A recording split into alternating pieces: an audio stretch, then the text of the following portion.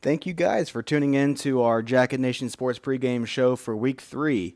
I'm Alex Boyer, the owner of Jacket Nation Sports, and hope you guys are getting prepped and ready to make that drive down I-44, or maybe some of you are heading out to get some pregame food. There's a battle in the Ozark Conference tonight, a chance to make a statement going down at South Springfield with kickoff beginning at 7 o'clock p.m. between the Kickapoo Chiefs and the Lebanon Yellow Jackets.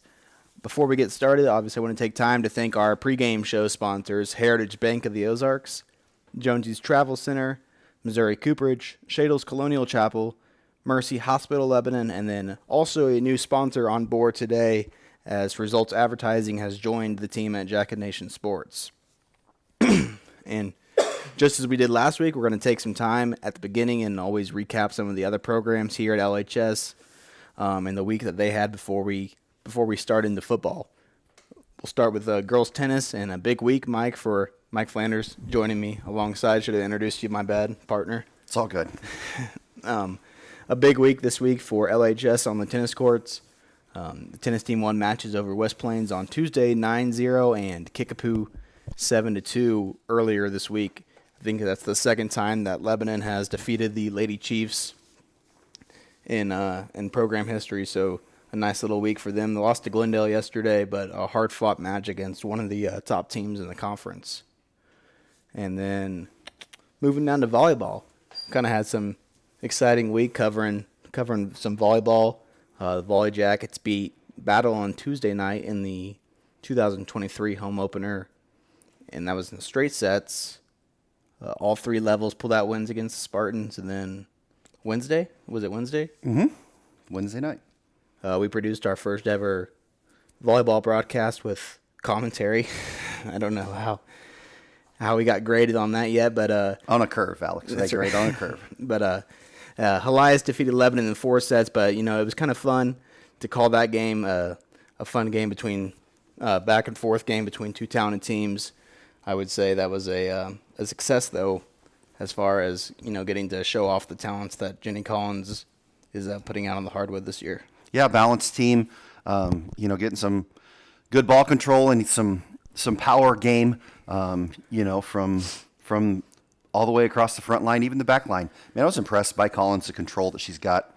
And that's usually she gets typically the first hit. Yeah. She's got a lot of control on her passes, and I'm a volleyball dad now, so I gotta learn all this lingo, Alex. That's right. Well, hopefully we'll be able to keep calling games and broadcasting from the Jacket Nation Sports YouTube channel. But Lebanon's going to play at the Hillcrest tournament tomorrow with pool play games against Willard at 9 o'clock in the morning, Joplin at 10, and Camden at 11. So a busy morning for Jenny Collins and her squad. But moving over to the softball diamond, Lebanon softball only had one game this week, lost to Camden 13-2, and they're going to be competing in a tournament this weekend. Boys soccer fell to Central 1-0 this week and lost to the Kickapoo Chiefs last night, but Matt Jernigan and his team will look to get a win against Hillcrest. I believe that's Tuesday of next week. For girls golf, they competed at the Marshfield tournament yesterday, and according to Lindsay Darnell, the team performed well, and they'll be back in action on Monday at Silo Ridge in Bolivar. And moving over to the pool, the boys swim team competed in their first meet on Tuesday at Carthage and will go to Springfield next week. I think that's at Foster Natatorium. David Krev is fired up about his team that he has this fall and obviously doing double duties this year with the girls and boys swim team. Let's see. Cross country. The Yellow Jackets cross country program started their season off in Bolivar last Saturday. The Jacket Runners had a great meet and showed that hard work pays off, Mike. But 7 individuals earning medals in the varsity races and 2 in the JV races. So I believe the girls team finished 5th, and then the boys team finished 7th. So not a bad showing for Josh Smith and his team. They will have their home meet tomorrow at Nelson Park. And that's a huge meet. I believe that is all levels, right? Junior high, Yeah, JV, middle school through varsity. So it's gonna be a fun one. That will start at 8 o'clock tomorrow at Nelson Park. So before college football kicks off, you can go out and support the cross country runners. Absolutely. And now And that's our only the only home. I don't know if you mentioned that. Yeah, but it's only meet. home meet for the Yellow Jackets this fall. So make sure you get out there. And Mike talks about it a lot, but the hard work that they put in through town, you always see them running on the side of the streets. And obviously Josh Smith does a good job with that program. But now we're going to transition over to football. Lebanon moving to 2-0. Mike last Friday with a 56 win over Hillcrest. That was at Jacket Stadium, but now about ready to get on the road and head to Kickapoo. But it was just a game that kind of flew by quick in my mind, and Lebanon did things the right way, took care of business. But if they want to continue that winning streak tonight, they're going to have to shore up some things. And Will Christian kind of talked to me this week about the things that they're working on in practice, but not much to argue so far from either side of the ball. Yeah, I think you can go back and watch, and maybe some mental errors, some penalties, some, ball control. But, I mean, look, when the defense puts 14 points up and that alone can win you the game, it's just fun for the kids. But today, it's time to take care of some business tonight. It's business time. Yeah, no doubt. And I know that that fans are ready to see starters for 4 quarters, and I think we'll probably get that tonight. Second state rankings of the year were released on Monday. I believe that was Labor Day. Lebanon tied at the 8th spot in Class 5 with MICDS out of St. Louis. So Lebanon moving up after being 9th last week, I believe. Yeah, they were 9th. Looking at the list here, it's funny that there's no 9th now. So technically we moved up a spot, but we're tied with MICDS out of Central St. Louis. Yeah. But about the game last week, Lebanon totaled 61 plays from the line of scrimmage and produced over 400 yards of offense for the second consecutive week. Big nights from senior Drew Bowling and junior Nick Allen, like you said, 2 defensive touchdowns, both of them getting into the end zone, and Bowling also a big night on offense, 113 rushing yards, and earning our Missouri Cooperage Week 2 Player of the Week honors. Yeah, obviously scoring on both sides of the ball is awesome for Drew, and as you famously said, he bowled his way into the end zone on that scoop and score. Yeah, and just a great kid all around that deserves a lot of the success that he's having so far this fall. I know the coaching staff would agree with that, but I thought the line was dominant up front on both sides of the ball. The job that Chris Britt does with the defensive and offensive line, and just the way that they're able to handle the first 2 opponents up front has been a big key for success, and they'll have a big challenge ahead with the Chiefs' defensive line tonight. So looking forward to watching that matchup unfold. Yeah, they definitely see the big fellas up front taking care of business. And look, you looking back to week 1, Hillcrest's guys were huge. Almost like college level guys. And so, I think Lebanon on the defensive side of the ball were fast, sneaky fast a little bit, and we don't. Our defensive linemen are not huge. And so tonight will be interesting to see, what twists and turns that the defensive line guys with, putting some pressure on. We'll have to put some pressure on, and opportunity for Yellow Jackets to play again 4 quarters of football. And obviously athletes all over the field for Kickapoo at the receiver position. So I'm sure Coach Connor Hicks has had his hand full with his secondary this week, making sure that the coverages are going to be what they need to be to be successful. But we were able to catch up with Lebanon head coach Will Christian and our Missouri Cooperage Player of the Game, Drew Bowling, to talk about last week's game and the upcoming matchup tonight against Kickapoo. So sit back and enjoy the interview, and we'll be right back after this.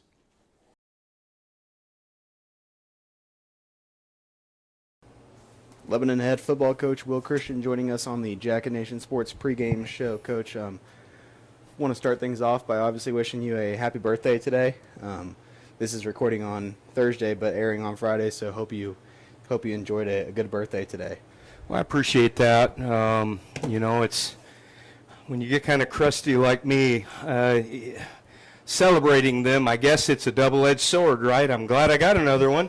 That's but, right. But I also got another one. So, but no, I appreciate that. Thanks, Alex. Yeah, no problem. And of course, last week against Hillcrest, your team penalized a few too many times, I know, for your guys' liking, but obviously in any game, I know that you guys preach that staying away from the penalties will always be a positive for your team. But how important is it for you guys, especially on the road, first road game of the season, to avoid the yellow laundry? Penalties are a major factor in the game, much like the turnover differential, much like field position within special teams. Penalties is pivotal, and especially the ones that fall in the category of lack of discipline or mental breakdowns. And we had some of those. We've got to eliminate those immediately. Things like personal fouls, jumping off sides. Hustle penalties are going to happen. There is no chance that we're going to have a game, honestly, where we are unpenalized. You're going to have some things, but the penalties where we have a mental breakdown, we do have to eliminate. And in a big game, they certainly, Alex, as you just said, can be the difference. Yeah, and then, of course, the Kickapoo defensive line will be one of the, obviously, probably the most talented defensive line that you guys faced during the regular season, with a lot of talent returning on that side of the ball for the Chiefs. But I know that you'll take your offensive line up against anybody any day of the week. How have those guys kind of gelled the first 2 weeks of the season in your mind?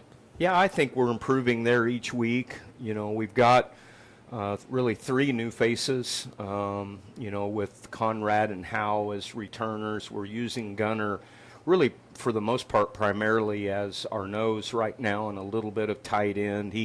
He down the road could end up playing inside if we needed him to, but right now we've got him in those roles. And I think our guys are doing a phenomenal job. One that I'll point out and highlight is Dathan Durbin, who is a first-year starter as a senior, really paid his dues, stayed in the program, didn't really get a sniff at all last year, and he has started both games for us at right tackle and is really performing excellent football right now. I'm so proud of him. And that's what you expect out of seniors that have paid their dues like him. And so I think up front, we're maybe not as sexy as we have been some years in the past, and that's not to be offensive to our kids. We're just meaning we're not as big as perhaps we've been, but yet our guys are super physical. They get off the football. And when we improve our execution, I think up front we're going to be as good as we have been. The first 2 weeks there were some breakdowns, Alex, in our execution. That just simply meaning all 5 guys blocking the right guy on the right play. So when we get everybody on the same sheet of music, I think this is going to be a great group for us. Right, and then obviously in a big game like this, special teams plays a huge factor, but luckily you guys have a sophomore kicker who got a lot of experience last year in Rhett Rhodes. What have you seen from him so far? And he even stepped into a little bit of a punting role for you last week after Weston went down with an injury, but obviously nice to have a key component back in the kicking game. Yeah, without question, Rhett is, ahead of his years as far as just being a sophomore. I think he's very poised. He's confident. He works on his craft really hard. We have all the confidence in the world in him and in our kicking game, and I think that he'll give us a great opportunity to win each and every week. He is a sophomore. I mean, we I think people can't forget that. They're going to make comments here in a couple of years when he's a senior. Is that kid been here forever? Because he's one of those guys playing all 4 years that has gotten gotten a lot of snaps. So, but our expectation is to win the kicking game. Certainly, they're talented too. Yeah. They got a great kicker, and their overall special teams package is good, and so we'll have to work hard. But I think we've got a good plan in place to have a chance to win that element as well. Awesome, Coach. Thanks for your time, and good luck against Kickapoo. Thank you, Alex. Appreciate it. Joining me now on the pregame show, Drew Bowling, Missouri Cooperage Week 2 Player of the Week. So, Drew, I appreciate you taking the time to join us. Yeah, thank you for having me. It's a huge honor. Obviously, a senior starter on both sides of the ball. It's the safety position and slot back position as well. Last year, just a starter primarily on defense. So you've kind of taken over the role of having to go both ways. But what has it been like for you, that transition to the slot back role? It's been a lot different. It has just, being out there on the field almost every play, but I like it. I like always being out there with my teammates, and it helps being with such good teammates because they're always so positive. So whenever they're helping you through it, and Yeah, no doubt. And have you played any slot back? Did you play as a freshman or? I played slot and safety as a freshman, and then I played that for the JV team sophomore year. Then last year I was a backup and got reps back up behind Nathan Bartell, and I got reps during practice, but I didn't get much during a game. So was it kind of one of those things where you came into the offseason knowing that might be a role where the coaching staff puts you in, or did you just kind of show up and they just put you back there? I had an idea, and then we started coming to summer stuff, and I was playing it, and then team camps, whenever I really noticed I may be playing both ways with safety and slot. Right, and obviously you can't do that without multiple sports in your life, and I know wrestling has been a big part of your life for a long time, a 3-time state qualifier and a 2-time state medalist. But what does wrestling help you out with the most when it comes to football, and then maybe what does football help you out with on the wrestling mat? So football helps me out with wrestling with just, it's another sport right before wrestling season, so it is conditioned, but then it just helps me, being physical. And football, I do think it's one of the toughest sports out there, so if you can play football, then you can do just about anything else, I think.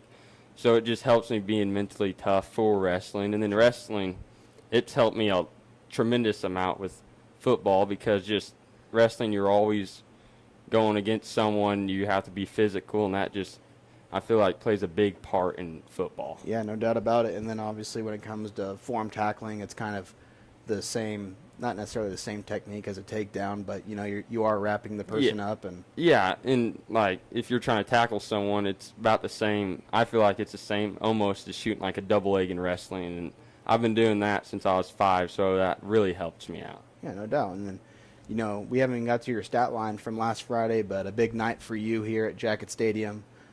5 rushes, 113 yards, 1 rushing touchdown, and then you had the nice scoop and score for a touchdown as well. So what was that like for you to kind of have that night last Friday? A guy that's kind of waited his turn to step into a big role. What did that mean for you to come away with a performance like that? It felt really good, but I just want to say thank you to the O-line because they're the anchor of our offense, and they block every play. They don't get near the recognition that they should get because they're in there doing just as much as we are.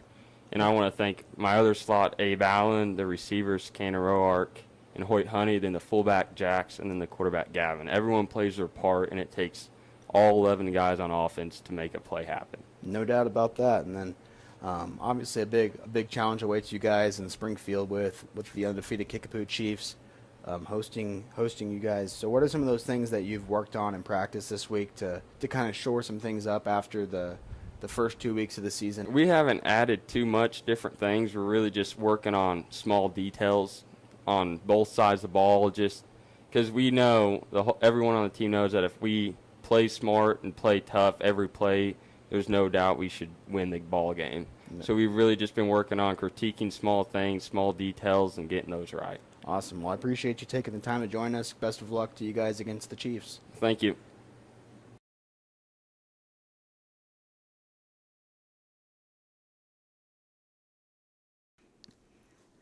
That was Lebanon head football coach Will Christian and our Week 2 Player of the Week, Drew Bowling, joining us yesterday. And Mike said it earlier on the interview with Coach Christian, but a little special birthday for Willie C yesterday. So hopefully the Yellow Jackets can bring him home a victory for his birthday, since his favorite NFL team, Kansas City Chiefs, weren't able to deliver that for him last night. Ouch. You got to go there?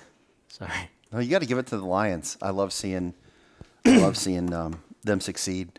We're both NFC North guys, Yeah. and anytime the conference can get a win, I'm gonna celebrate it. No. But I like the Chiefs too. Motor City Dan Campbell, shout out to Zach Miller, Lebanon quarterback coach. He was talking to me today about that game, and he was pretty pumped up for the Lions. So, but yeah, back to Lebanon high school football. Both these teams tonight that we're going to see, Mike, are as talented as any team in the conference. You got 2 of the most respected coaches in the league, and Nate Thomas and obviously Will Christian. But I'm fired up for tonight after listening to those interviews. Yeah, I mean, you could even argue this is the biggest game in Southwest Missouri tonight. Yeah. You got Webb and Republic, which we'll probably talk about at some point later. But, Lebanon, just watching them the past couple weeks and studying like we do, it's going to come down to execution, rhythm, and control, ball control for the Yellow Jackets. The offense has definitely thrived and played very well, but we have not seen them more than, a half and a few minutes. Yeah. I said they came out last Friday and they only, they had subs in first series of the second half. But the diversity of weapons that the Yellow Jackets have on the ground is impressive. I looked today and there's 7 different guys have scored touchdowns on the ground this year. That's pretty impressive. And on defense, we've given up 1 touchdown that was a result of a turnover. So, we got 2 defensive scores last week, and sometimes that can lead to a little false sense of security with the defense. We've been super impressed by the defense, but tonight they'll be tested like they haven't done before as Kickapoo returns all of their skilled players from last year. And finally, just Kickapoo, just a little summary here. They will need to be aggressive on the defensive line, control the line, and not just stalemate the line, but penetrate, make some plays, causing Lebanon some first and long, second and long plays. And on offense, it's going to be critical to take care of the ball. They had 2 early turnovers last week against Camdenton that cost them momentum, points, but they did find a way to put the pin back in the grenade. They were down 14-0, came back and won. So this game will come down to clean plays, controlled football, and who responds to adversity. Yeah, when you have a team that commits 2 early turnovers like that and still finds a way to stay in the ball, not only stay in the ball game, but come back and win like they did, that's pretty impressive, especially in an environment like Camdenton. So 28 unanswered, right? And they won. They scored 35 in the second quarter. Yeah, it was 38, I believe. But nonetheless, a nice win for the Chiefs last week.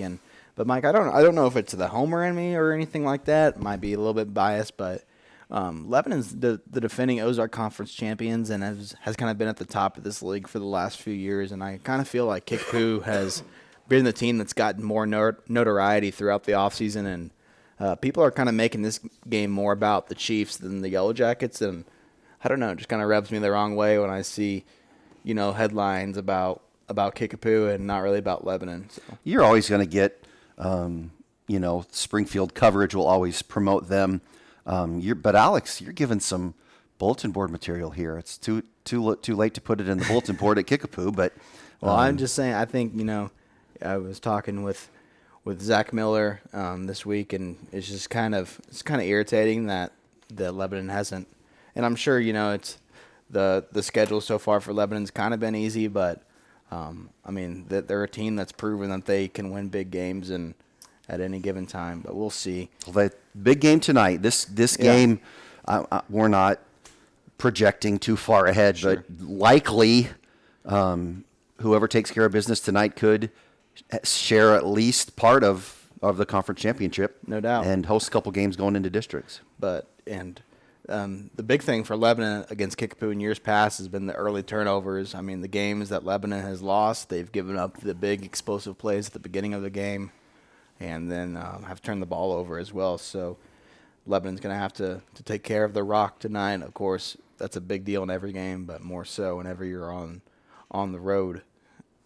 But we'll have more keys to the game during our broadcast tonight. But the quarterback play has kind of been a key topic throughout the summer and first few weeks for Kickapoo. Chase Ham has stepped up and is the new starter this year for Kickapoo and has done a nice job running that offense through the first 2 weeks. But he has some talent to throw to. Yeah, he does. And he'll admit himself, he's a little spoiled because he's got, 2 backs and 4 receivers that are back and then tight ends. They're solid. They have a lot of weapons all over the field. It's going to be interesting to see how we talked earlier about how Connor Hicks is going to kind of play that secondary tonight and what they'll do. I expect them to kind of sit back a little bit more than Camden did. It felt like the Lakers brought a little bit too much heat at some points, and it kind of burnt them whenever they didn't have anybody on the back end. But we'll have more from our broadcast. We'll be live at about 6:30 from South Springfield at Kickapoo, and looking forward to bringing you guys that.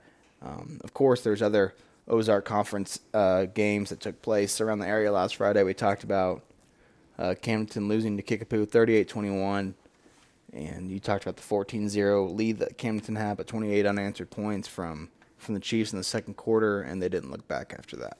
Yeah, definitely interesting to see what happens with some of those other games. You know, Waynesville and Camdenton is, again, Camdenton's at home. Yeah, third straight week for Camden out of the gate, so three straight home games. The schedule's been favorable. Yeah, I mean, Waynesville sees Camdenton as a rival just as much as Lebanon does. I run with the staff over there a little bit, and this is a big opportunity for Waynesville. They've got some stuff to prove with second year coach, right? Yeah.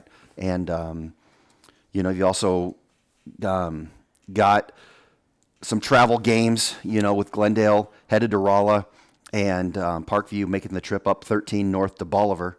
But the other one, Alex, that is in the conference game that is probably on a lot of people's radar is the Webb City Republic game, which on the Republic side is a district game for us. Yeah, so it'll be interesting to see who comes out on top. We'll have score updates for you throughout our broadcast, and looking forward to looking at a few of those other games. But West Plains responding with a nice bounce back win over Glendale 21-7 last week. I think the Zizzers are going to be fine, especially when you consider how good Bolivar is right now. From that first week, kind of took people by surprise a little bit, but that's a good statement from the West Plains defense. Glendale kind of caught up in the headlines last week, and it might have caught up to them in the long run. But we'll see how they respond tonight at Rolla. Bulldogs needing to get in the win column, and then we had. West Plains Hillcrest took place last night on a Thursday night. Zizzers keeping that winning streak alive. But I'm not a huge fan of the Thursday night games. Contests, like for high school football, it's always been Friday Night Lights for a reason. But, with that ref shortage, it's kind of making it seem like it's going to be sticking around for a little while longer. Yeah, it does bring some excitement to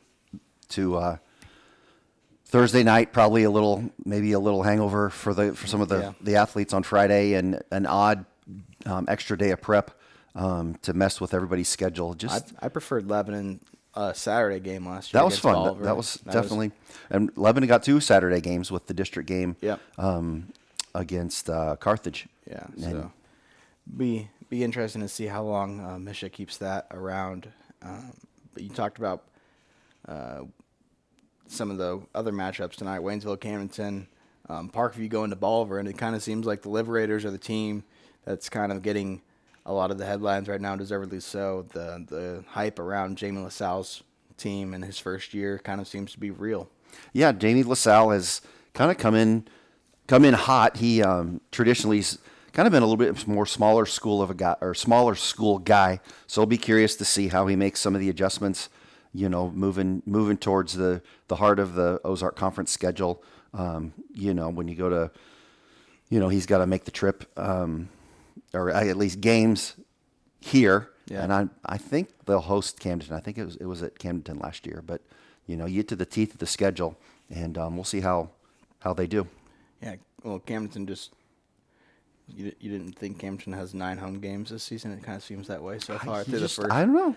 But it's like somebody's Madden schedule. I'm sure that with the alternate years, it probably stinks for fans if the first 3 games of the year are always on the road or at home. So it kind of takes the excitement away a little bit. But doing senior night on September September what is it 8th? Yeah, senior night. But other key games like Mike said, Webb City at Republic, Carthage at Nixa. It seems like there's always a couple fun matchups each week in the COC that you have to keep an eye on. And then Ozark at Joplin, so another one. And then Rogersville at Lamar. I think that could be kind of a fun small school matchup there. And Rogersville has been talented in years past, but obviously Lamar has kind of been the dynasty team around Southwest Missouri. Yeah, for sure. Be obviously a lot of action going on Friday nights, but we're going to focus on the old Chiefs Yellow Jackets. Yeah, no doubt. Can't wait for that. And I think that's probably going to wrap it up for this week Jacket Nation Sports Pregame Show. We'll start heading heading to Springfield after we get off this, and then. But make sure that you try to make it out to Springfield if you can. If you're heading there, be safe. But Hey, do mention just real quick, if you are going, there are just some couple things to be aware of. Some PSAs. There's doing some construction there, and so there's limited seating. All the seating will be reserved for the students. Hoping that our students will come out. But so if you're planning on coming to the game, either bring your lawn chair or plan on standing. Wear your comfy shoes. They will accommodate a little bit more space in the grass, but just be prepared for some construction going on there. yeah, we're going live around 6:30, 6:40 tonight, somewhere in between there. But I'll have Mike Flanders with me in the booth, and we'll have our production team up there with us. Hopefully, we'll have some stable internet. Obviously, gonna be worried about that until we get there and figure it out. But nonetheless.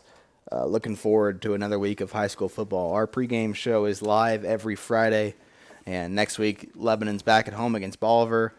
I don't think you'll be there with me though. I am out of town. So Little planned trip before we got Jacket Nation stuff rolling. So I apologize for missing, but I will be watching from South Beach. It's not. I don't always get to say that. So I'll be watching and that is real Miami. That's pretty cool though that you'll be watching Lebanon football from Miami, Florida. Miami, Florida. I can watch it live. Yeah. So, but again, next week at home against Bolivar. So make sure you get out and support the Lebanon high school football team. They've been doing a great job, and didn't mention earlier, but the freshman team pulling out a nice win on Monday, 30-12 against Hillcrest, and the JV team also on the road to Webb City. Winning 14-12, so a nice win for Chris Britt and Garrett Wade in the junior varsity program.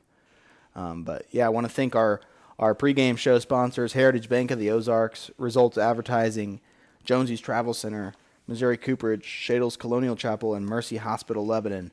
Make sure you subscribe to our YouTube channel, and we'll be live from Kickapoo about 6:30 tonight.